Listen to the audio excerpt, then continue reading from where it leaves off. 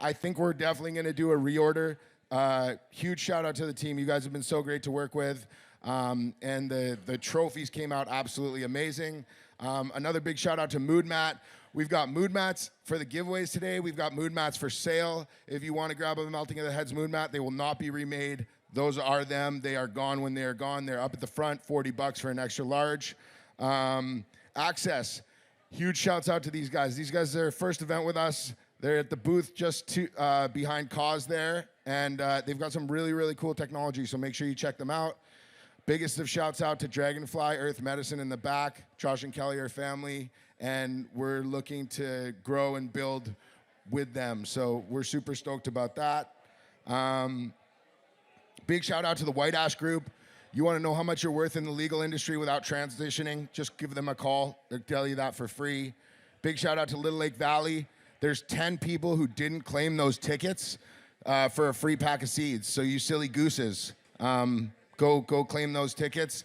And big shouts out to the press club. We've got slaps up front for grabs, and then we've got some gifts that we're gonna somehow pass out to you guys probably during the seed swap. And that's it. I think we're gonna get into everything today. Today's a little less hectic. It seems like a little calmer. We've got three amazing panels and a live tasting. The last panel is gonna be a huge panel, and it's probably gonna take 2.5 or 3 hours, and it's just gonna be seshing while asking some of the global leading subject matter experts your questions, so I think that'll be pretty cool. First up, we've got breeding and selecting for resin. So that's with Josh Steensland. We've got Ross Kaya Paul. We've got Fang. We've got T. Beazle. We've got, I'm forgetting somebody. Josh from Dragonfly Earth Medicine. And we have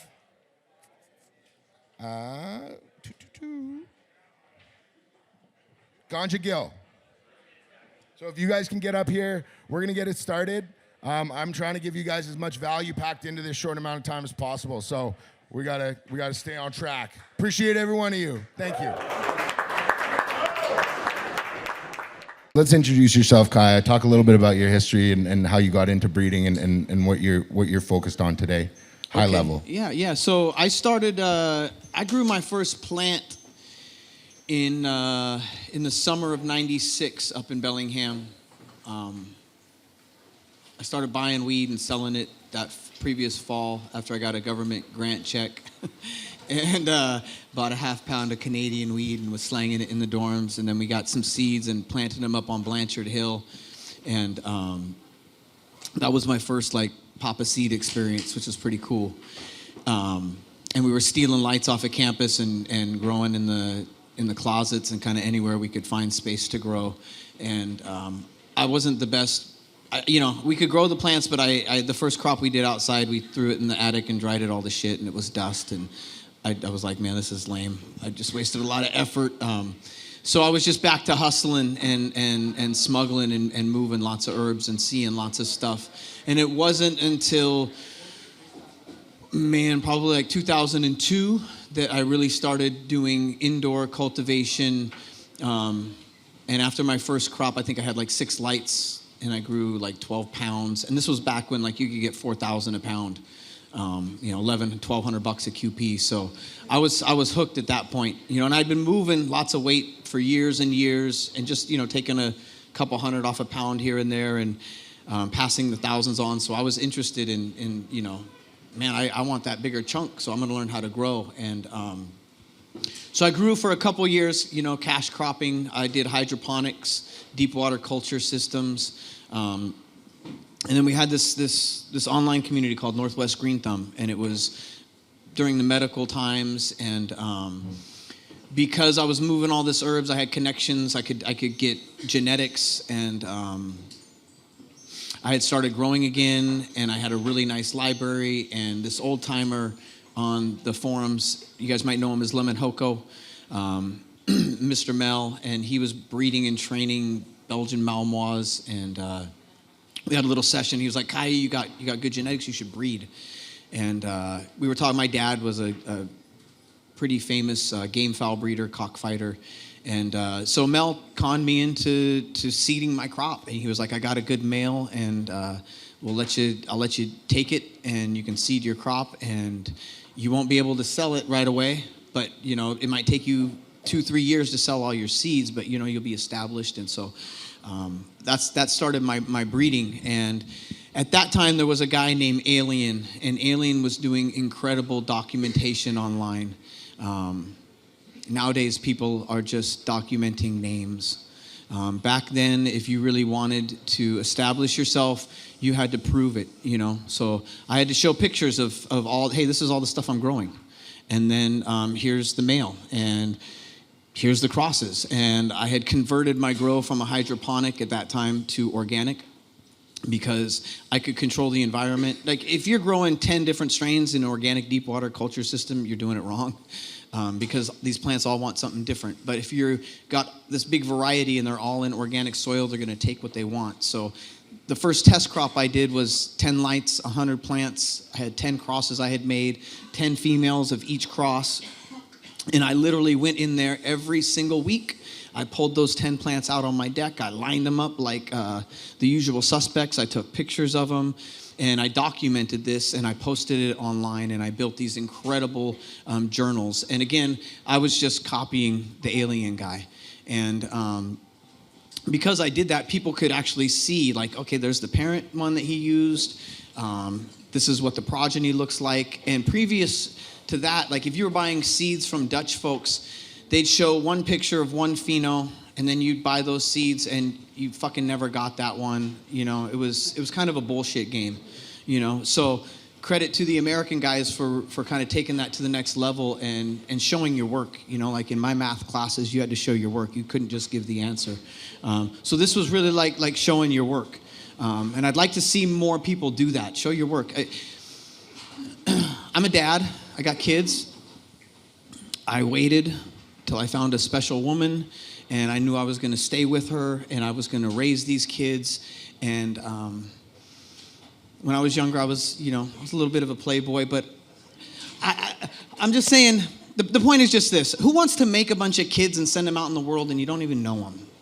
I want to know what I'm putting out there, And in order to do that, you got to be running and testing, and that's really the joy of the whole thing. Is you curated these plants, you pulled in the ones you want, and you selected your male, and you're going to make the cross. Don't you want to see what that looks like? Don't you want to see your work proof out? And that's so those extra steps take extra time. If you want to do a proper breeding, it takes months and months. It's not get a clone in the male, veg it, bloom it, pollinate it. I got seeds 3 months later. You're doing it wrong. You get a clone in the male, grow it out. Verify it. Ask some friends. Does this look like the one? Have you guys had this before? Right? And then you put something on it.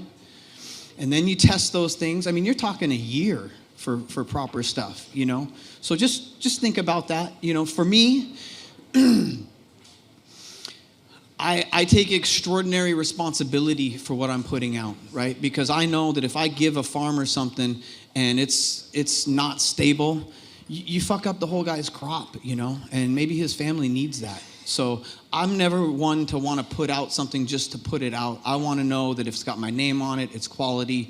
If you got an issue, I can fix it. But generally, if you call me like, man, none of these popped, I can go, well, I did a germ test last week and they all popped, so I know it's good seed. I'll still send you some more, but I know there's nothing wrong with it, and so having that peace of mind and that confidence when I put out work is something that's super crucial. And I think if you're going to be a breeder, do that extra work.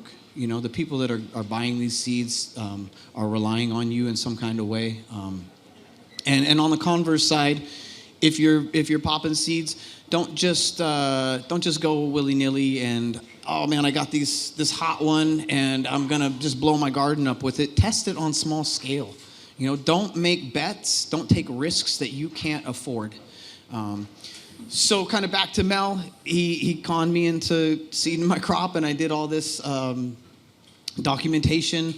And at the time, again, there wasn't really American seed banks, so we were sending things overseas, and these guys were taking advantage. The Seed Depot, Fire Stacks, they were taking advantage and not paying people for seeds after the fact. So again, I think that really spurred the seed banks in America, and I think they've done an exceptional job in pushing those things out. And that's kind of the evolution here that I've seen over the last 10, 15 years.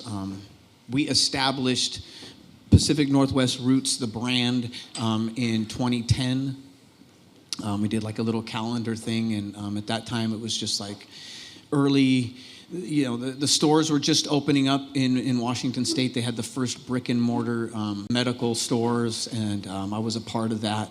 It was really crazy. We'd get a brick and mortar store, and the cops would come and knock it, and we'd go set up another one down the street a week later, and they'd come and knock it, and pretty soon people were suing the cops, and it only took them, one time to lose, and they quit knocking people, right? Because they were just there to take the money, and if it cost them more than they were going to get, it's a war of attrition, the drug war, if you didn't know. So that kind of evolved things in the medical scene, and the breeding stuff has really come a tremendous way from there, and you're seeing all kinds of people doing all kinds of good work, and I think there's some good stuff in this space, some bad stuff in this space. I encourage you to support breeders that are really trying to further the plant, and that means that you're making mindful selections and doing things with purpose. If you see somebody just releasing strain after strain after strain, it's not about the plant. But let's be honest, that's about their financial enrichment, and that's all it's about. If you are not doing something to better the plant, if Champelli talk about this, if your cross isn't as good or better than the original one, don't fucking put it out there. Don't do that. You're just diluting the gene pool. You're watering shit down. People breeding things with the wrong names. People are putting out I see a lot of Pez stuff out there. I know Pez. Nobody's got Pez. I've offered people thousands of dollars for the last decade for Pez, and now they're showing up with it, and nobody can bring me something that's verify it, So that's kind of my gripe about some of the breeders these days, is like this watering down of things and diluting, names that are like the foundation and cornerstone, sour D's and stuff. Like, don't breed it to a cut that isn't the real shit and then put the seeds out. You're fucking things up for everybody. Just stop all that nonsense. Anyways, that's... Give it up for Kaya. I appreciate that.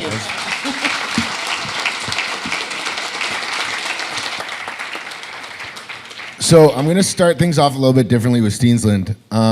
Steensland, I want to ask you, why have you've been involved in the cannabis community for a long time, and only recently have you made the announcement that you're going to start breeding and working on projects and creating seed?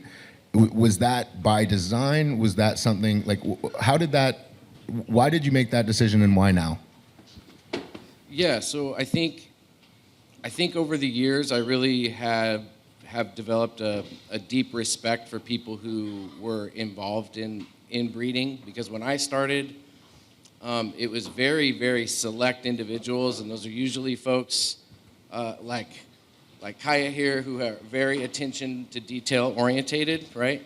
And so it takes a special mind to really see and follow those projects through, especially a good breeding project, because like Kaya was saying, from the time you make your first pairing, you have a long time, hopefully, before you have a stabilized genetic that has your fingerprint on how you want that plant to express itself, the things that you nurtured and groomed and guided during that process. And that could take years before you have something stable and worthwhile, and you're going to be culling through plants like crazy. So if you're a hardcore plant lover and you love your plants and it's hard to throw them away, breeding's going to be tough for you. You've got to be brutal, man. You've got to be willing to just cut through the shit, and you have to see it as such. If all of it has value to you, you're going to fucking struggle. So, I think that process, that arduous, long process, was daunting to me as a cultivator, as a kind of started out as a trap guy. In 97, there was no legal framework anywhere. It was just kind of kicking off in Cali. So anybody that we knew that was cultivating, we were trying to make fucking money, man. So breeding just seemed like a big waste of time and money to me in '97. And so my cultivation career just kind of, that was the foundation, was as a cultivator. I was fortunate enough to have people in my life who were breeders. So I would always get the kickdowns like, hey, test this out, please. I still have that homie in my life, and that's been a blessing and a curse because I've never needed to hunt for killer shit. He had the Trilotto that he made, all that. So, now I've gotten to the point where, I want to start fucking with that. I want to start putting my fingerprint on things, and I guess I've created the space in my life to take that on. And are you comfortable making the announcement that some of us are aware of? No. So I'm really happy because I started, somebody in one of my lives was like, because I had mentioned like, hey, we might be doing some seed stuff. We might be dabbling down there. And somebody was like, oh, Beansland Seed Co. And I was like, oh, that's really fucking good. So we're going to start as Beansland Seed Co. And I've taken on a partner on this venture, Noe from Hanzo Gardens, who I'm just really couldn't be happier to connect with those guys. We all live in the same area. We're all Southeastern Washington boys, the Small Circle Hash crew. They're all doing amazing work, and I couldn't be prouder to kind of make that Small Circle one link bigger, and what they're bringing to the table, what Noe brings to the table is a whole bunch of genetics. He's got a boy, James, who's been doing a lot of work with him. I've actually got some of James' gear with me today. So when you see me setting up back there, come chat with me about his gear.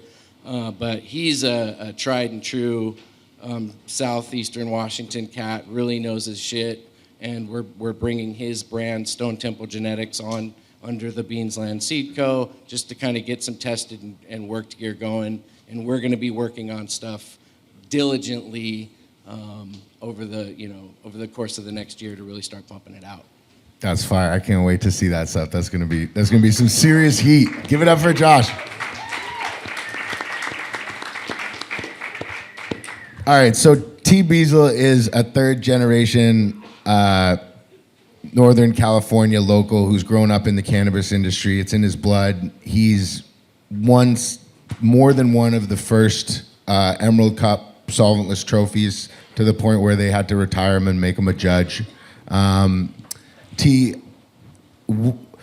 where did breeding start for you? Did it start out of necessity in differentiating yourself, or did it start out of commercialization and looking for bigger yields? Like, when did it really begin for you? Was it a passed down genetic that started it all, or how did it start? The breeding started in 2008 just due to necessity, because in Northern California at that time, we're like big production cultivation grows. Nothing sativa, very early finishers, and there's very few things that would produce solvent. That's why 2010, I won the very first Emerald Cup solventless with sour diesel. Then I won 2012 sour diesel. They didn't have it 2011. The cops came to the thing and were like, you guys can do the weed competition. If you do the hash, you're all going to jail. So Tim Blake got super paranoid, didn't do it 2011, and then 2012 he was like, we got old Tim back, and he was like, fuck the cops. So we were like, all right, so I did it that year. Sour diesel won. 2013, I got third place behind Brandon, a third gen fam. That was the first year he got first and second.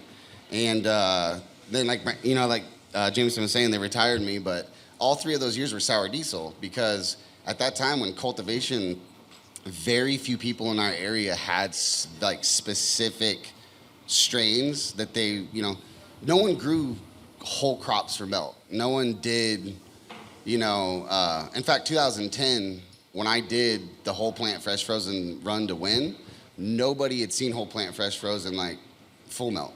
Nobody was doing it. Everyone was taking dry trim, dry buds, all that stuff. Brandon, third gen, on his podcast with Masonic, he was explaining it that that's where he learned it was for me. He came up to me, he was like, why is your shit like that? Why? Literally, why does it look like that? I sat down and I was like, hey, Brandon, you take the plants, you freeze them, and he was like, what? And then after that, y'all know what Brandon did with hash competitions, but it was the frozen part. That was the thing. So I started realizing okay, after I won those competitions, I need to take this breeding like very, very, very seriously. So my Little Lake Valley Seed Co., it's on every pack, it's on the side. I tell everyone it's genetics specifically bred for resin production and solvent-free hash making. Like, that's my company. You will find phenos in there that are for flower, but it's gonna be a much harder pheno hunt for you to hunt for the flower side. There's a few people in the room that grow my genetics already. They have like a bunch of samples on them, so you could see flower samples of it, but most of them are gonna be, hash, varieties that you're gonna see because that's what it's specifically bred for. Like I said, I did it out of necessity, but also like I smoke a lot of fucking hash. And I like smoking new hash. I got so tired of everyone being like, oh, I have this. And I'm like, yeah, well, it's just like this, guys, but you took 70% grape pie instead of 60 and then mixed it with this, Like, there was only a few select strains that we all had to mess with for a while. And we would all do different mixes. We would try, all these things. And I just got tired of that. I got tired of just being like, this is like the same shit. So I wanted like new, like brand new shit. And so I decided, I was sitting there like, I'm not going to sit around and wait for somebody to do it either. Like, you sit around and wait for someone to do something for you, you're gonna be fucked. And so I took it upon myself to put like the future of hash and getting flavors on my back. And I believed in myself and I thought I could do it. But believing in yourself and doing it is one thing, but like going to actual fucking work is the other thing. Like, you gotta work. And so I skipped a lot of vacations, a lot of birthdays, a lot of festivals, a lot of stuff to 10 crops, to 10 grow tents, to 10, hunting for males to make this happen, So if there's one thing I could pass off on to you guys, like, you need to wake up earlier than everybody you know. You need to go to bed later, and during all those hours, you need to outwork them. And within literally 2 or 3 years, you will be where you want to be. That those people may not be around you anymore, but you're going to be where you need to be. So that's the one thing about breeding. Like, you need to have ideas, you need to have notebooks, you need to have dreams, but, discipline is the bridge between goals and reality. So don't be scared to work. Fucking go.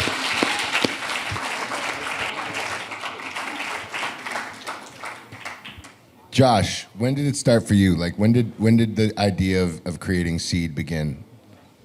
We in the early 90s, Kelly and I got together in April of 1993, and coming out of just Grateful Dead tour and barter fairs and the whole Southern Oregon, Northern California festival scene and moving ganja, around the U.S. during that time, just really kind of put us in touch with the best herb that was going on, the chem dogs and a lot of the skunks and purple kush and earlier strains that were kind of in Southern Oregon, big buds and things at the time were something that we brought around the festival scene for a long time. And then automatically just being part of Grateful Dead and that situation was just all about being natural and just always feeling like you were on the tip of the iceberg of something really sweet and really important. And, just kind of wanting to recycle and learn about organics. Organic food cultivation was really just kind of blossoming out of Eugene and the Omri, and the Oregon Till certifications and the organic, even mushroom cultivation was really pretty big in our super subculture community in Oregon, and which was all made from compost at the time. So a lot of the early psilocybin cubensis grows were done by making compost, thermophilic compost from washed cow manure.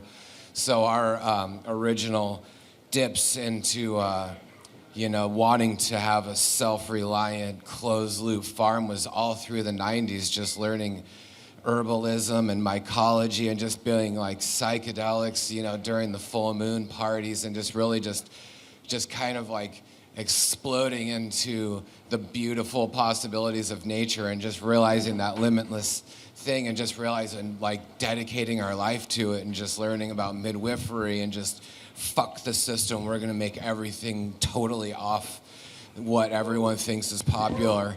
You know what I mean? And just unapologetically just have a homestead and just live life the way that we want to and raise our children and stuff. So we had a home birth in the late 90s, and I was doing building. We found the Kootenays up in British Columbia, and we just really wanted to live on the land and grow weed. And in Oregon and California, it was just a lot more militant at the time, you know. And I like that. I like that revolutionary, you know, kind of hippie thing where, you know, that I like that. But it's also really sweet to just like be naked, barefoot, you know, in the woods with zero worries other than just, can you grow a crop? You know, can you like make food, and can you live till the next year where your seeds are going to then regrow? So our first real dip into like commercial outdoor growing and having our own seeds was 1999 when we moved up to the West Kootenays, and we forgot about everything, didn't give a fuck. There was no internet or anything, and it was just really about us just walking our talk and just learning about, you know, what nature had to offer. And for like 8 years, we just kind of just stayed up there and did our thing. We fermented nettles on the hillside. It was our first time fermenting nettles and working with just totally natural soil. 1999, from the Quakers up in the area, all the natural homesteader, back to the land people. You know, I think that when you're a land steward or a naturalist, you kind of get attracted to the certain things, whether you're in Asia, in Korea, Japan, you know, Austria, it doesn't matter. You start seeing, you're part of the nature. You're not witnessing nature, you are nature. And so you're just learning about the leaves and the fermentation. So breeding and growing were immediately important to us. So we made seeds that year for the next year, and we bought our first bags we were talking about in 1999 up in BC. Big up BC Bubble Man, Marcus, and everyone in Europe, and you know, that brought isolator bags, because I really thought it was about crazy systems and tubes and big machines to make hash. Like, we just didn't know. Like, there was weird books, alchemist books and stuff that like talked about hash, and we just didn't realize the simplicity. And then there was this thing that said, turn your trash to cash. And we're just realizing, wow, everyone just trims everything and just keeps the bud, and it's crazy. Like, they're not even composting the trim or anything. We're just like, fuck. And then we started realizing, you know, holy shit, you know, we're getting all the crystals off the weed, and all this water is so good. And so we're drinking the water. It tastes like terpenes. It's amazing. And we automatically recognize that water should be like synced into our greenhouses, and we should like check out this leaf. Like, should we ferment it? Learning about going to Hawaii, starting to learn about natural farming, Korean natural farming. And then anyway, so breeding for hash was different in the 90s. There was Afghans and hash plants that were a lot different. It was a lot more for traditional bubble hash or dry sift techniques. Those plants really are different than the hash plants that we're breeding for nowadays. A lot of this kind of breeding is really pretty new. Even 10 years is pretty new. So really, we're all a part of this new awakening. And breeding for resin for us, the Dragonfly Earth Medicine Pure community, is really about the farming techniques. And I think that's what we've really brought to the community, and that's where all of our awards have been won, is through you know, these type of fermentations or hugelkultur beds, indoor or out, living soils. You know, that's what's really raised the bar for resin and cultivation in our community. Always seed swapping with our family members and sharing genetics, not keeping them for ourselves. That's been our big offer to the community, and give thanks for everyone for being a part of it and hearing our story. Give it up for Josh.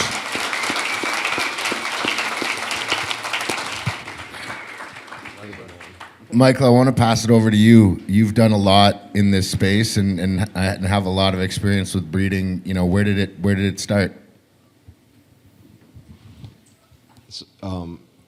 These are like some of the coolest people in the world, and Josh from Dragonfly Earth has been like such an inspiration.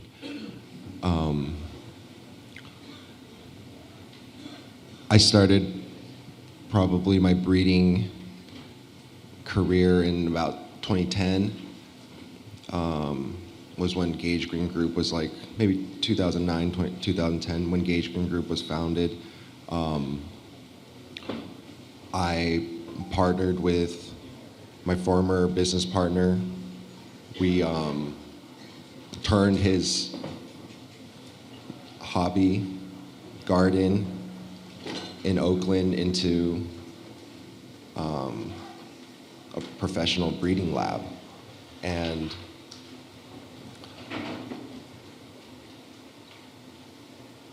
I'm from LA, where, pretty much everything is OG, Master, and Bubba, or was at the time. I'm a little stoned because me and Kelly just smoked a joint of Master Kush from Cody at Organics Alive, and that shit was fire. And it brought me back to like high school. Yeah. So props to Cody. But yeah, that shit was fire. But it just reminded me of like what excited me about cannabis back in the day. Like growing the strongest weed in LA, having the strongest Kush. And so when I was in Berkeley, and I met Jeff, who we started Gage Green Group together, I was exposed to a lot of new strains being in the Bay Area that weren't in LA.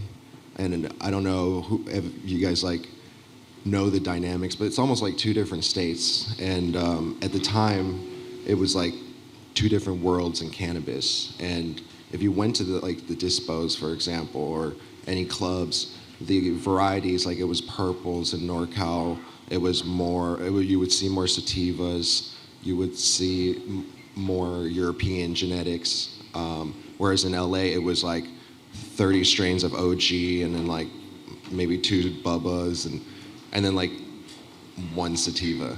And that was the world I came from, but that was like what I loved, and that's why I grew up smoking.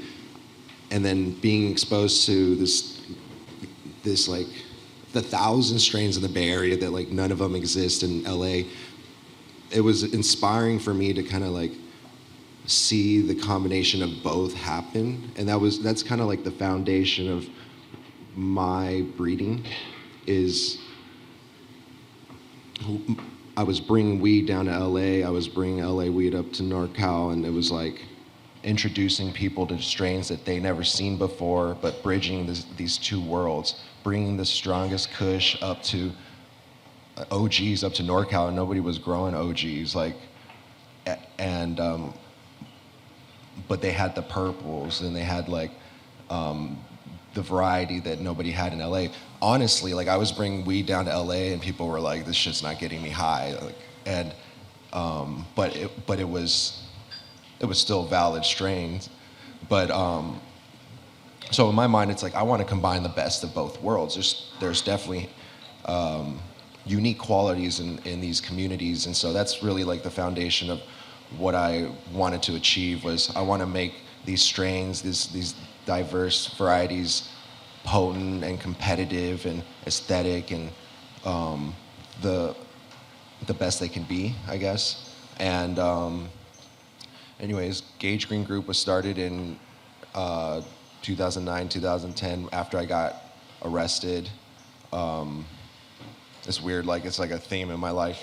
But basically, I then was like, I really need to focus on my passion. And so I approached Jeff and I was like, look, I can do the business and marketing and sales or whatever to take what's going on in this garden and make it like exponential. And the goal was,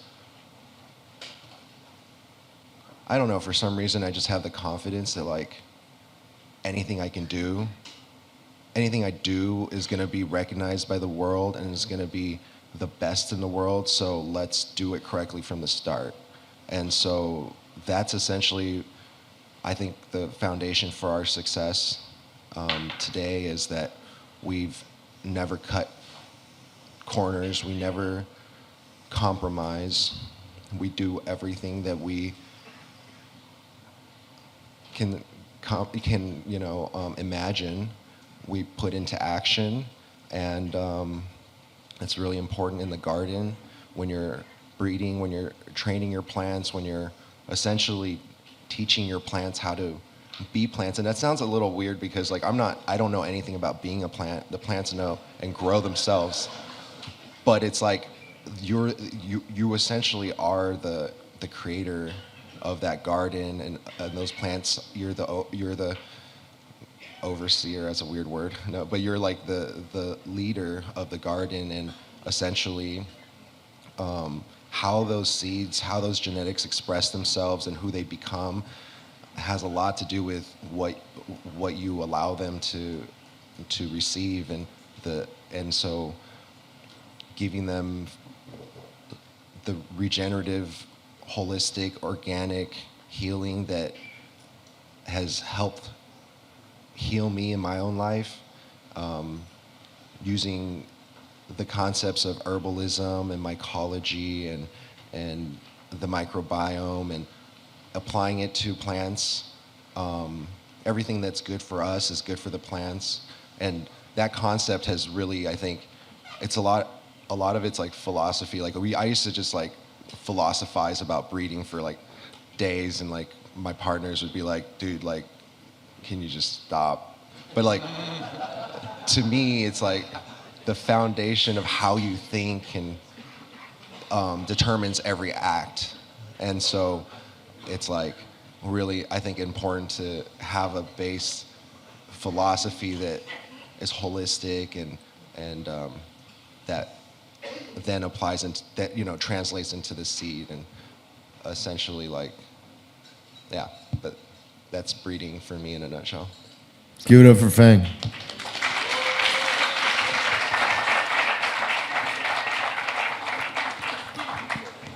All right, so there is a lot of places we can take this, but I think the best place to go is to questions. So we'll hit it right here. I'm going to pass you the mic so everybody can hear you. All right, hit me with it. What advice would you give for selecting males that breed well for resin production? Let's start with Kaya. The question is, what advice would you give for when selecting males for resin production?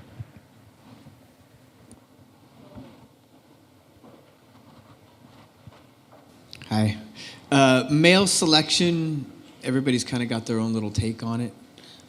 My little spiel about male selection is you can make all the educated guesses you want. You can look at structure. Again, you got to be a killer. You can't love every plant, right? If it doesn't have the right structure, it's gone.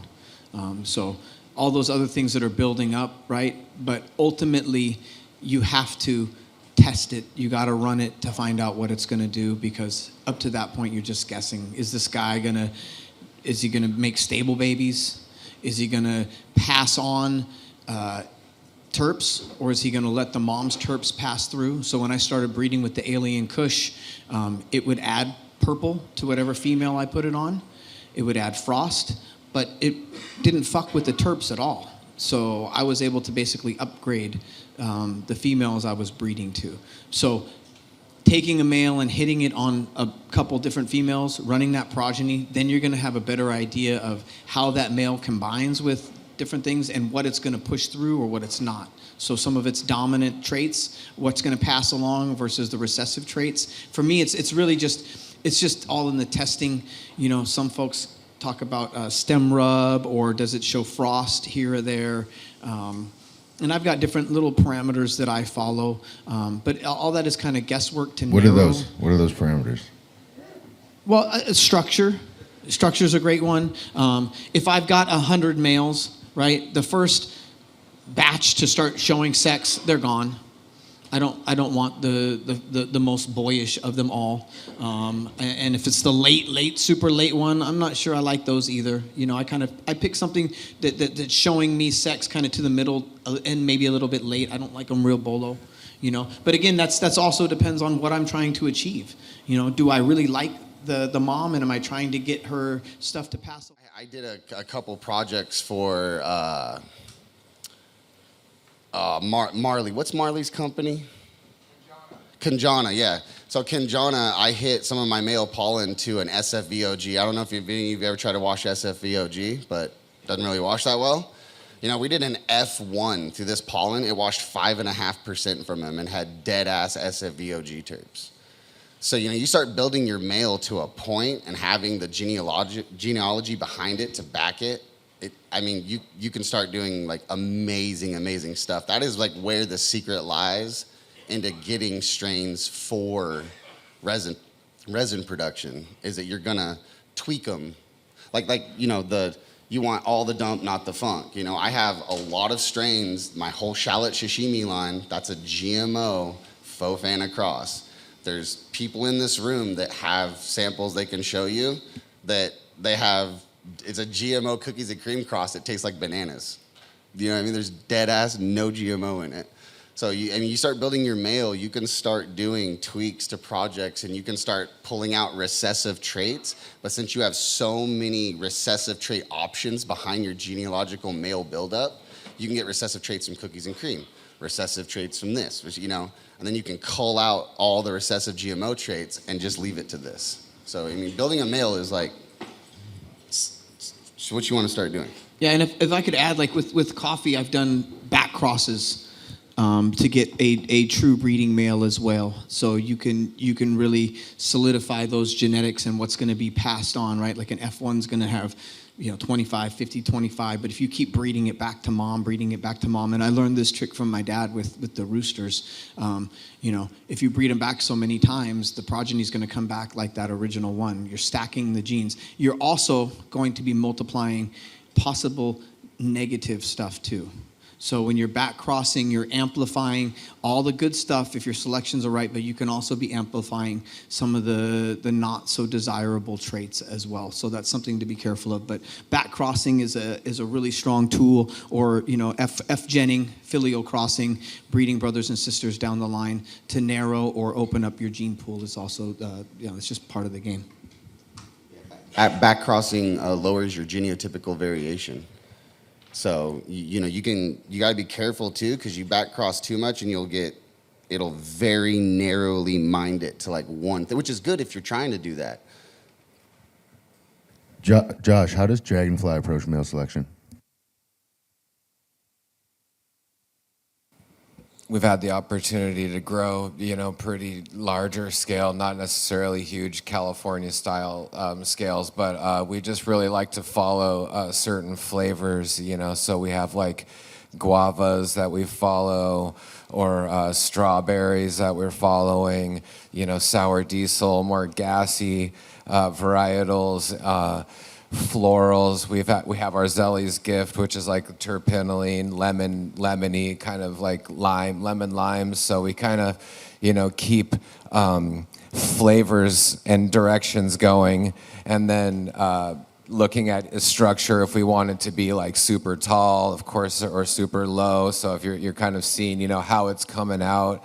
Definitely really like to have something that's strong. We don't, trellis any of our plants on our property as it's not necessarily a rule or anything, but we just grow everything from seed.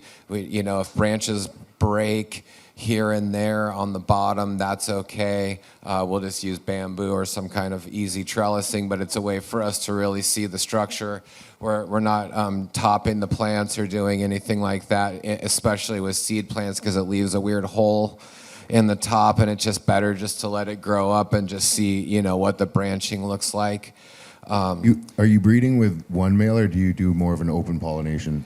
We do multiple males, but not multiple males like in each greenhouse. We'll grow up males, and then in some cases, if we really like a male that's in the greenhouse, we'll dig it up, and then we'll keep it like in the shade, and we have a little creaky area, so we'll dig it up not during the middle of the day, probably in the evening. If it's cloudy, that's really sweet. We'll keep it put it in a pot, keep it in a shady area, like I said, that's a little bit moist. Let it kind of correct. Usually takes like a day or two, and then we'll bring it into like our home. Like we have a home with windows, and that's the way that we keep a lot of our males. So are you overwintering your males? No, we use new males each year. New males each year. Yeah, we use new males each year because we just like the freshness, the life that we get from the previous year. It's, you know, sometimes can be hard to take something indoors from outdoors, you know, with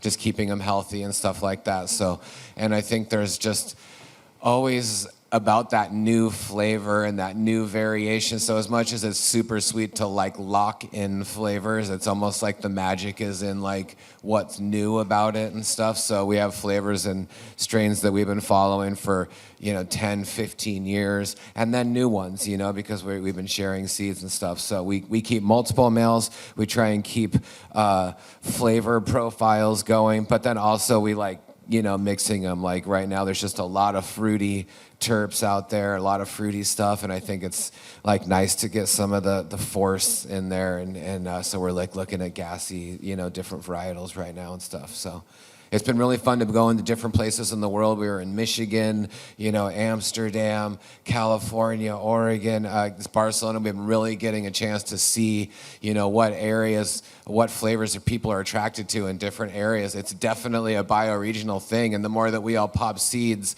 the more that those flavors really are bioregional. So I think it's really fun to like just go with that new, and there's just so much health that comes from fresh plants.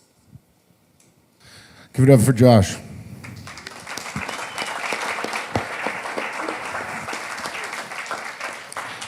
Michael, what are your thoughts around selecting males? I would say like everyone made incredible points, and so it's like all the above, and essentially like you want to use all these metrics, all these things that weren't really discussed, like microscoping a plant, smoking a male, which I don't really do, but I've heard of it. You know,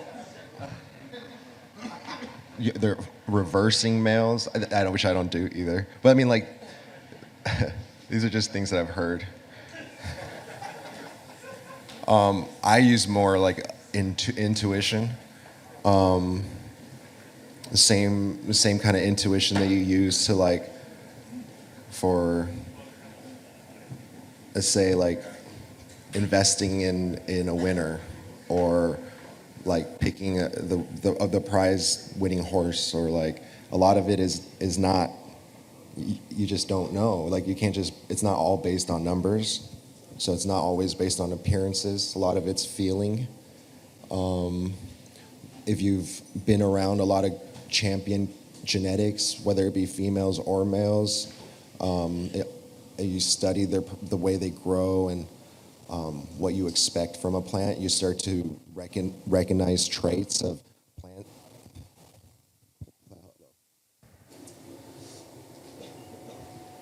You start to recognize what makes a plant a champion. I really like what T. Beazle is doing. It's basically what I've been doing, stacking males with champion females that are my favorites. And so like not only do I select and pheno-hunt my own seeds, I select and pheno-hunt other people's pheno-hunted selections. I pheno-hunt clones, you know, other people's nurseries, other people's heirloom genetics. I test them to see if they're worthy, and then from there I pick like the top 5 to 10%, and that even then goes into the next round, you know, of course, of like champions. And I pulled up one of the analogies that I really like is in dog breeding, like you have like people who just want to breed the same strain, or line, but then you have creative breeding. And I think I really like the Dogo Argentino, and it's literally like the model. It's like I just pulled up the lineage, but it's got like the Cordoba fighting dog, the Great Dane, the Boxer, the Spanish Mastiff, the Old English Bulldog, the Bull Terrier, and like 3 other mastiffs, the English pointer, and it's just like it's a stack list of champions, and that's kind of been how I've built my males. So we have these back crosses, but they have like the Triangle Kush BX3 that I just made has Triangle Kush in it 4 times. It has Cherry Pie Kush in it, it has OGKB in it, it has Underdog in it, and these are all strains like over the past like 10 years that have been foundational to our breeding, and like some of the best Kush genetics that have come into our garden are being bred in. And so then I just cross it to the true OG, then I'm going to stack it to this Skywalker, and then I'll have a really bomb OG male, right? And then like I've done the same thing with like our high school sweetheart, and this is through back crossing, but then I'm going to outcross it. Like I'm not about bottlenecking, but I do like honing in on certain qualities. Like with this Cherry Pie Kush, it's really the structure which has transformed the landscape of cannabis, and so it's like in everything now.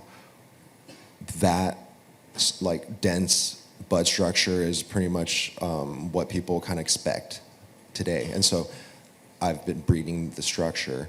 But with male selection, like for example, I do like the idea of like killing things too, and it sounds weird, but sometimes I do ask for forgiveness, or like I ask for guidance. I guess that it's like part of the process, I guess.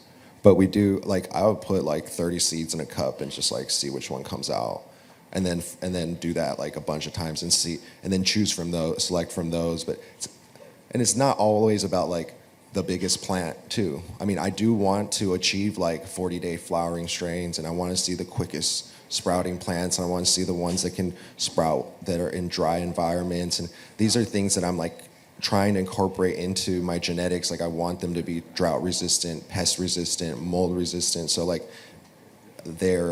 anyways, I don't want to ramble, but it's like these are traits that you can see in veg. These are traits that you can see early on. Winners are winners for a reason. And anyways, so like, oh yeah, so like, you know, if a plant falls and it's like a pollinated plant and it's got like 1,000 seeds in it, and it lands on the ground, like how many seeds can actually sprout from that like 5x5 or whatever, that 10x10 area, like, and which of the plants are actually going to make it? Usually it's probably not the weak seedlings, you know what I mean? So things like that, like I don't even fuck with the weak ones. And then I like strong, vigorous, fast growth, but that I don't like to exclude anything either. Like it's not all about the biggest, like Kaya was saying. So it's like not every tall human being is like the best person in the world. So anyways, like I don't know. So you just can't judge, you know. But there's just so much, and it's a feeling, and you just love your plants, and yeah, they'll speak to you. So anyways, thank you guys. Give it up for Feg.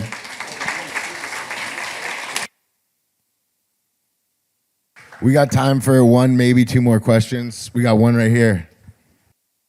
So the question was, if you receive a hype cut that you procure and you want to fem that line? Keep it in some sort of seed form. S1 it, make it an S1. Yeah, you're going to see a lot of genotypical variation. You're still going to get that because you have to make it into like an S4 or 5. Like you would an F4 or 5 to stabilize it. It's the same thing. Yeah. It also does, you know, there is a pretty, it's fairly similar, you know, when you feminize it. It's not quite as much variation as regular. But like if you want to hone it in, like he's saying, it'll take. He's talking about getting like the 1. It's not an F1, it's an S1, because I think he's talking about a female. So you got to S1 it, and then there will be seed variants. You're like that's what makes a clone only, is that you're not going to be able to find that in that. I'd like to add though that if the plant that you're talking about is something that has been bred down, right? So it's an elite, but it's not an F1 elite. It's an F6 elite, right? It may have a narrower range of variants, okay? And I had talked to Tom Hill years ago, and if you were to outcross that, basically, and then you want to go back and find that one, you just added a whole bunch of hay when you want to find the needle. right? do it. So by doing the S1, it's a better way to just find that specific one. You're going to have less, versus outcrossing it, and now you've invited all those other genetics that you're going to have to search through as well. So I think that's a good use of Like of hermaphrodites. stuff. Yeah. No, I think you're increasing the chance of Hermes by breeding feminization. I know that some people claim that that's not true and you can do proper S1. I could be wrong, but I've seen in my experience like seeds from feminized seeds that I breed regularly create hermaphrodites, and it's not like 100%, but there's that, the odds are there. And then the other thing is, and I've heard this from a seed certifier, and this is like USDA stuff, but I don't believe you can get a varietal or strain certified if it's not bred regularly. So that's something maybe to look into. It's also how they isolate stuff like CBG and CBN and get like the Kush hemp and stuff like that is by growing out like 2,500 Kush plants and testing them all and finding the one that has CBD and then selfing it like 2 or 3 times, 4 times, whatever, and then adding that back. Yeah, and then that's how you like isolate like the terpenes with the cannabinoid profile. But it's a super select way of breeding. I don't necessarily feel like it's a very like regenerative like future. It's a little bit more like like to this rather than like, oh, we're gonna like explore a bunch of new things. So Go ahead, next question right there. What about breeding for indoor opposed to breeding for outdoor or breeding in a greenhouse? The question is breeding for indoor versus outdoor versus in a greenhouse. So if you're selecting and breeding in the sun, what is the observational transfer indoors? Josh Steensland, I'll let you take this one. I mean, I think all around what we would be doing in our hunting and what we're looking for is mainly just structure, especially if it's for washing. So I don't know if there would be much difference as far as we're concerned with, how we would be directing something, whether it was indoor or outdoor. But we're definitely looking at structure and, somebody on the team who's a good washer has a really good idea of what he wants the material to look like and what's the ideal material. Like that GMO-y material that when it gets wet, it just, he says it like opens up like a fern, and just makes everything accessible. So structure is kind of the most important for us. It really doesn't matter indoor or out. Taylor, what's your thoughts on, or what have your observations been on people growing your gear inside versus outside? Well, these are again observations based upon our educated, So Bernie, I'm so glad that you're the one that asked these questions because I was looking for you. You're the perfect example. You grow a lot of my gear. You grow it inside. I had a theory that if I hunted the male inside, but I did all my pheno hunting and breeding outdoor, that people could grow my stuff in or out, and it would be interchangeable. You're the perfect example. You grow all my stuff inside, don't have any problems. A lot of people, if they just do their breeding outside, perfect example, Mean Gene, he's one of my really good friends, lives right by me.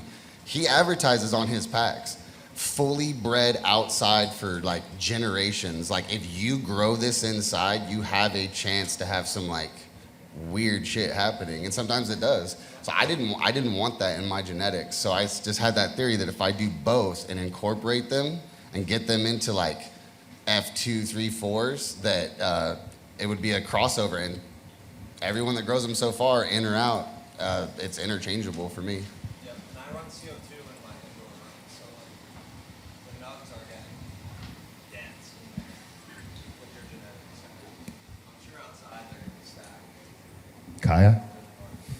Yeah, I definitely think that sometimes it's interchangeable. Other times, some of the stuff from Green Source Garden, again, it's generational stuff that's been in a certain environment. When you move it to a new environment, it can display issues. So that's just something to look out for, and be aware of. Just like if you're running femcs, you're going to have a higher possibility of hermaphrodites and that kind of stuff. So, it can happen. And I let know, like, if somebody reports to me, hey, we ran these inside and had issues, okay. we'll let people know that. And sometimes it happens, sometimes it doesn't. But there's definitely something to, if you've run for generations inside or outside and then you move those plants. Think about this. If I took 100 of you and threw you on an island, you know what I'm I'll saying? live. Versus the human beings that have been out there and they're part of the tribe and they're still wild. You know what I mean? There's some genetic memories for human beings as well as plants, and they're adaptogenic, but that can also take a generation or two to work that self through. So just something to be aware of. Nothing to be freaked out or scared of, though. I have one more question. Say you're walking through your indoor space, or really anywhere that you're trying to just grow mainly flowers or cash production, more so flowers, and you see a hern. Say you're halfway through flower and you see a hern, like what are you gonna do? Like you start to see Halfway through flower, production space, you see a herm. The question is, what are you going to do? say you see some nanners and they haven't like opened up yet. Unopened nanners. What do you do? What's your like first Who wants to take it? Depends whether I got the cut from someone or not, because I'm probably gonna call someone, talk some shit, and then I'm gonna take a bag and I'm gonna put it over it, very, very, like a way oversized plastic bag. No. I just put the bag over it, chop it, and get it the fuck out of there as soon as possible. Like, I've seen people do the kind of spray method, and I've literally watched pollen just go boof. And I've been like, that didn't work. So I literally bag, like the old bag and tag it, like literally bag that motherfucker, chop it at the base, and literally just pray that none of that shit got nowhere. Has anybody ran cherry pie? The elite cherry pie? So I was on a waiting list to get that bugger a long time ago. I was the first one to get it and bring it up to Washington. And she's very finicky. And she will throw nanners. And, spray bottle, if you catch them early, spritz them, pick them off, and they're gone. And you can finish that plant is just, I don't recommend doing it. And if it's in a big production space, like we don't run cherry pie in a production space, but that cherry pie, if you've never experienced it, is probably like the singular most crazy smelling fucking diesel-y plant. It's fucking nuts. And it's worth it. Exotic Genetics would come and buy QPs from me, and eventually I gave him the cut and we did like a breeding project, but it's so good. It's worth a little bit of having to go in there and then we learned, well, just clean it up really good. Give it enough light space. Some of these plants can be very finicky. Some of them will throw late stage nanners and they're not gonna impregnate anything. Other times you throw late stage and then you get those little like micro fucking seeds. And that sucks, especially if you're trying to wash hash, it's gonna fuck your yields up. Pollen can fuck your yields up. But again, if it's not a huge production room, you can get away with like a cherry pie. You can go in there and pick those things off and baby it through and get some good smoke. I just wouldn't fuck with anything like that on a production level at all. There's a product called Switch. It's a 2-part product that works pretty fucking good. Don't drink that stuff. We got a question over here, Skunk House. You got some of that on yourself, buddy. Okay. He's my friend, I could say that. To the cherry pie specifically, because it's like the plan I've been holding, and I'm like, I want to do something with this, but this is the word that comes with it. And so you're like, from a breeding standpoint, there's something special there, but do you not go anywhere? Do you... Skunkfoot's asking, when you're dealing with cuts like cherry pie that have tendencies to herm under stress or in certain stages, but have those really special characteristics, do you even take that exploratory look, or do not pass go? Kai, Exotic Mike and I did a whole breeding project with that cherry pie because he wanted the cut from me, and I'm like, bro, you're buying quarter pounds for $1,000. I'm not giving you the cut. You keep coming back and buying the. But I was like, well, if we do a project, so I gave him the cut and he hit it with his Starfighter, and I hit my cherry pie with the Alien Kush, and then and that's actually Cookies and Cream came out of that breeding. It was a really cool little test. There was a couple keepers there. The key lime was one of them. But and then we bred those together, and we released the gas mask line, and those ones were really stable. And you could find that unique cherry pie terp in there. So breed them. Run them against something stable. When they brought over, I do a lot of the breedings with the alien technology. And when that was brought over, it was a Landris and not super stable. One of the guys bred it to the LVPK, Las Vegas Purple Kush, because it's known to impart stability. So don't be afraid of that stuff, you know. On the other hand, you know, you might, you know, think twice, like, man, do I want to breed to something that's not very stable? If you want to do some work, exactly. Don't breed them and then just release them and tell people, hey, have fun with it, because you could fuck somebody's garden up. That's what I've bred with form cut cookies, cherry pie. But I tell people as they're ordering them, I'm like, listen, these cuts inherently have very, very bad hermaphroditic issues. So like, you need to be very selective. Okay, don't just buy these and load a greenhouse or room with them. Like, and I'll be very honest with them. And sometimes people are like, oh, holy shit, and they choose something else. But then sometimes people are like, oh, I totally understand that. I'm cool with it. I'll hunt them. Yeah, just be honest if you do that. To be really honest with people, because like Kai, but you could like cost someone's kids their Christmas presents type of shit. Like, you got to be really like, you know, you're like, and I don't want to get myself into trouble, but like, fellas, some of the bombest women out there, they're a little like almost crazy, right? Same thing with the plants, like the fire plants. You gotta walk a line with them, you know.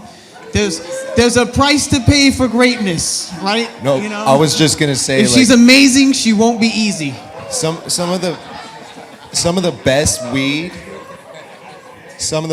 and Josh and I were just saying, comes from bag seed, right? And some of the best weed is Hermie prone, like the chems, the sours, OGs, the cherry pies. Like a lot of these strains, a lot of the hazes, they're just land races. They're just harder to grow.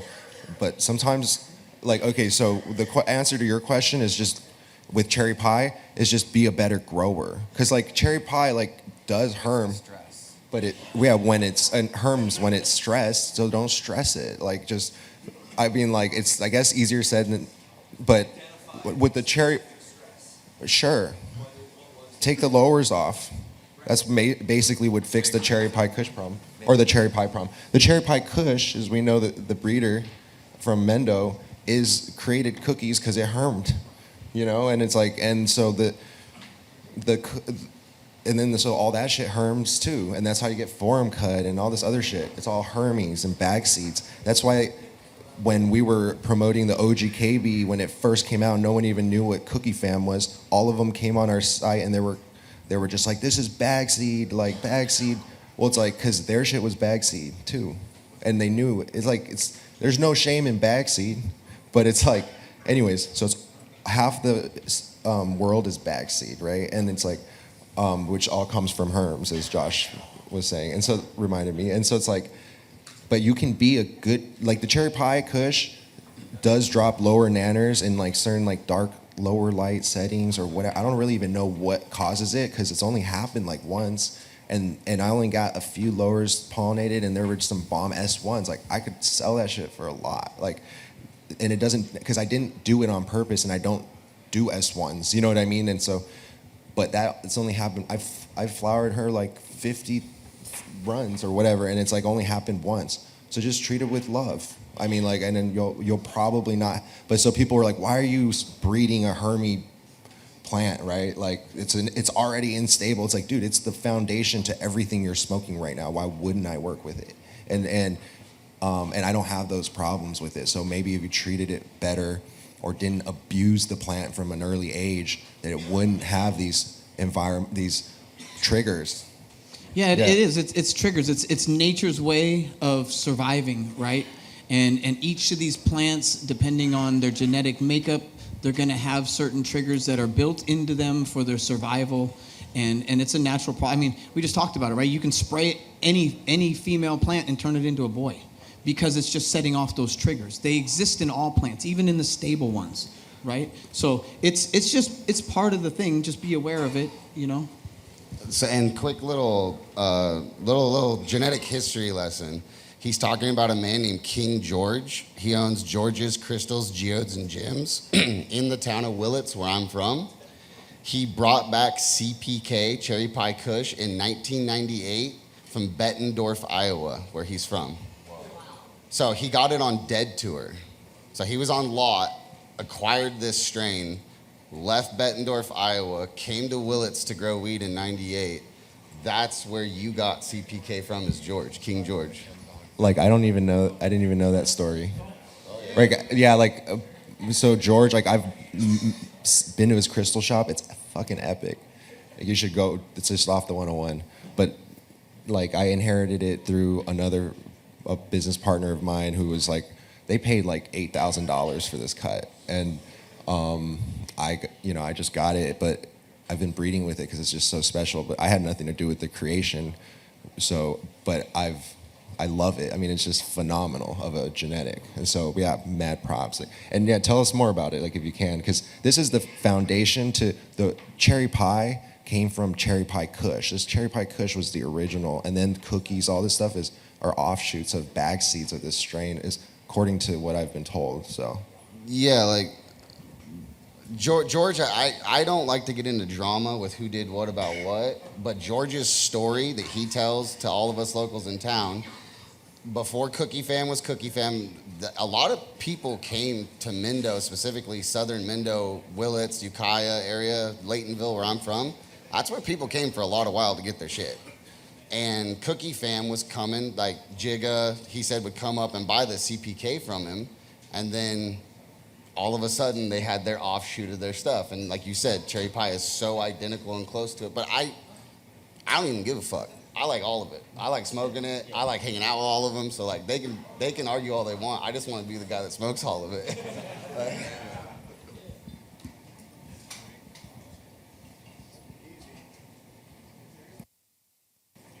Yeah. Sorry, in the back. Go ahead. Speak up.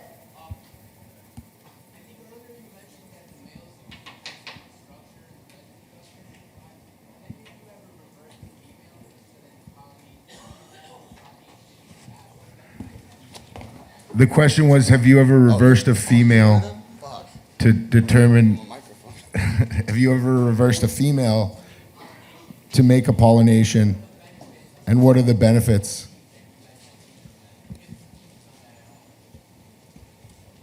Josh Steensland? Anybody? You want to take that? Okay, we're gonna. I feel like you're just, you're kind of. We're coming to you, bro. We're coming to you, man.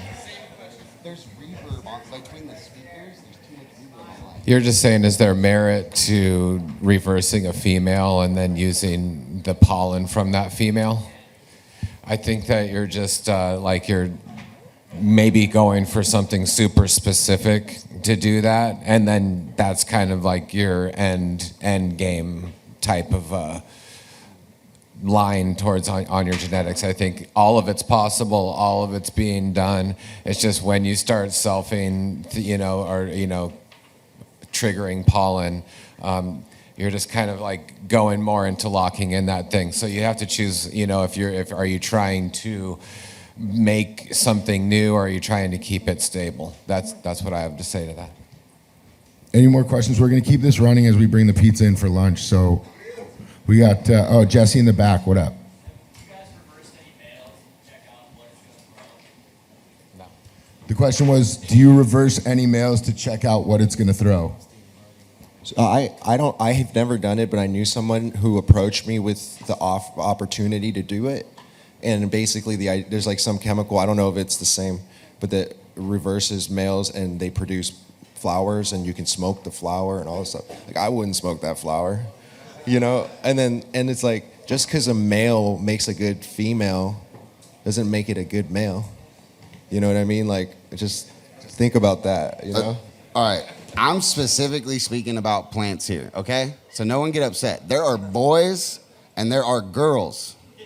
So don't play God with your plants. Just let the boys pollinate the females, kind of thing. All right?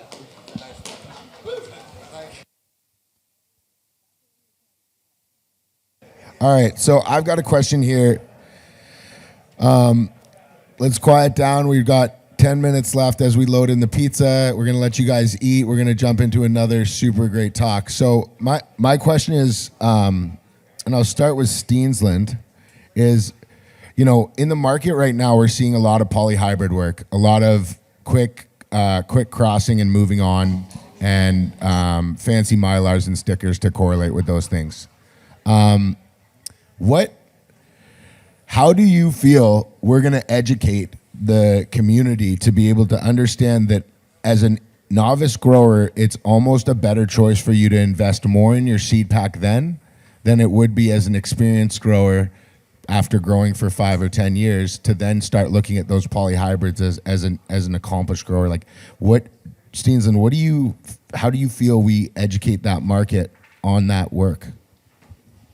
Yeah, I think there just needs to be some open dialogue because there can be value in hunting polyhybrids, but like I was saying, that's not something you just want to give blindly or indiscriminately because the variance is going to be so wild. Like you could pop 100 of those, and it just going to be a fucking total shit show. But out of that 100, you might find one particular one or two that has a recessive trait or something that would be inaccessible if somebody had already worked that line and have already kind of narrowed the traits down. So the cat's kind of out of the bag with polyhybrids. When I first started getting into cultivating 20 years ago, you know, the breeders were a very tight-knit group, and polyhybrids was just a fucking no-no. You just didn't give people bag seed, or if because you knew that there was a high chance of hermaphrodism. You knew there was a high chance of just kind of weird variability, and you knew you weren't doing anybody any favors by just handing somebody some pollen-chucked seeds. But that fucking cat's out of the bag. There's a lot of people that are selling polyhybrids. They're being pseudo-open with what they're doing, kind of admitting what they've done, but I think you'd be really surprised at a lot of the gear that you're buying for $100 a pack or whatever that's really just a fucking polyhybrid. And I think, while I think there's a place for them, I think that the buyer needs to be educated. So if somebody wanted to buy polyhybrids from us, I would just put a disclaimer or something on anything that we sell that's a poly and say, hey, this is a polyhybrid. Enjoy the hunt, and if you're new at this, if this is your first time cultivating, then spend, like Jameson was saying, spend the extra money on stable, tested gear where you're going to have a more uniform experience across the board, and that person's not going to be chased away from cultivating. Because we need people to cultivate this plant. The plant needs it. Absolutely, go for it. And our seeds aren't terribly cheap because we put all that time and effort to work them, but I guarantee them. So if you have an issue, if you have a germination issue, if they all germinate and a mouse comes hacking, like they want 5 packs of feminized seeds. And so every situation is different. So know what you're looking for and what you're doing. Outdoor farmers from Oklahoma hitting me up and they want auto flowers. If you're growing indoors, don't ever run auto flowers. You don't need to. That's for people that are in certain situations. And so know what your situation is. And again, we've talked, this word's come up a lot already in the last 2 days, but what is your intention? Do you intend to find a keeper and clone it out? Do you intend to, run a big outdoor crop in a field and you want them all done by a certain time? What's your end goal? And let that guide your purchasing process. And study a little bit about the different, what is a back cross? What does that do to the variants? F-gens. When you hit F2, and again, it depends if the breeder is doing an open pollination or a closed pollination, but generally at F2, you're gonna see the most variation, right? For somebody like me, I like that. I wanna see what is the full potential in here and open it up before I start to narrow. Right? And I know guys that actually will open it up generation, right? And it's just like you're adding hay, but if you can look through a lot of that, that's good. If you've got a small operation, maybe that's not so good. So, study how these things work, read a little bit about genetics. There's a great book called, The Violinist's Thumb. and it talks about these principles, and it's fun learning. You don't have to go super deep. Just get super but figure it out a little bit as far as what is an F Gen, what's a BX, what's an S. What do all these things mean? If you have questions about that later, come talk to me about it. But the information's out there, and the end user, the seed poppers, they're figuring it out. You guys are getting more educated. You're listening to talks like this, and you're going to have better success, and you're going to be happier and feel more comfortable buying seeds when you know what you're getting into. And don't be afraid to take chances. He's mentioned him a couple times. There's a guy named Alien Genetics. Man, I idolize that guy. He's one of my, I idolize that guy in cannabis and breeding. And back in the forum days, when you could get elite stuff off forums, he decided to do an auction on a forum. This guy I know named Mike won the forum, and he got a Starfighter cut off of it, and he created this company you might know called Exotic Genetics with it. So Mike literally won an auction for him from fucking Alien, got a Starfighter cut, got the forum cut cookie off the forum cut, crossed it. That's what you know as cookies and cream. So he literally won a forum, took a chance on somebody's F1 hybrid, crossed it to things. That was that first drop with cookies and cream that all of you know. That's what made Mike, was a chance off of Alien's F1 through a forum. Yeah, and I think that was maybe $1,000, $1,200 or something for that pack of seeds. The Alien Kush that I started breeding with, Mel won that on an auction. It was the highest paid ever for a pack of seeds. It was $1,800 for a 10-pack of seeds. Don't be afraid to work people's gear. If any of you have my gear, work it. And if any other breeder tells you don't work their gear, tell them to go fuck themselves, because you bought it and you own it. Michael, do you want to jump in? Yeah. So I think I've sold the most expensive pack of seeds ever, and it was 10 seeds for $11,500, which is more than 1,800. No, I'm just kidding. No, but polyhybrids, I don't have a problem with. It's like saying you're against a mixed race, blah blah blah, or you can't breed this many times. You know what I mean? I think that there's what Kaya said about just depending on the format and what you're looking for. I come from an age where I didn't want to grow what other people were growing. I came from a time when people were searching for the next clone and not trying to just grow seeds of someone else's clone and have it reproduce the same way every time. We didn't want every female to be the same. What's the point of that? I could clone a female and have the same. I can have 1,000 of that clone. And I get that there's applications where direct sow and field crops, and you need massive quote stable genetics, which you can inbreed F11 BX5, and you start seeing very stable, very tried and true.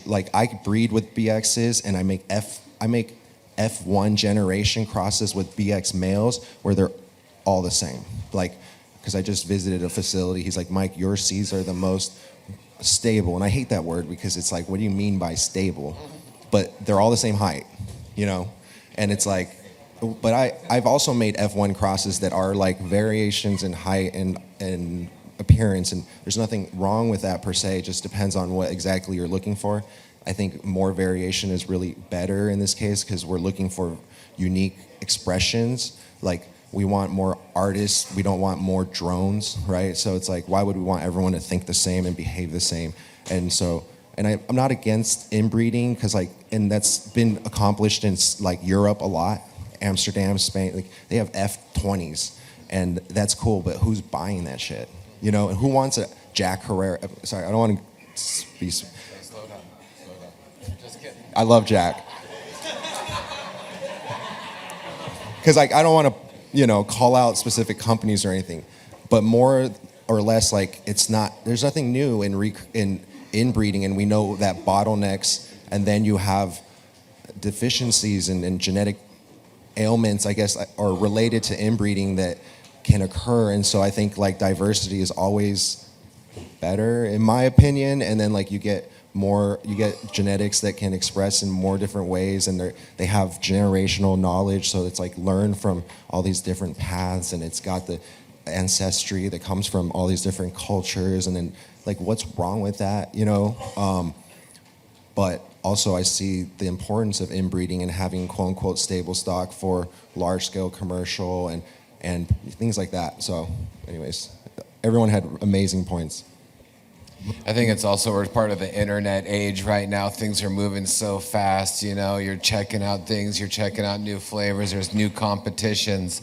I mean, it's about finding an amazing clone. So really the polyhybrids are the perfect opportunity for you to find something special. If you're trying to, like you said, run a commercial garden, that's a whole different thing, but you're also putting a lot of faith into even that. So I think that, you know, it's kind of just, it's all about the new, and the flavor, and polyhybrids really offer that, and it gives you an opportunity to save something unique and bring that to the table.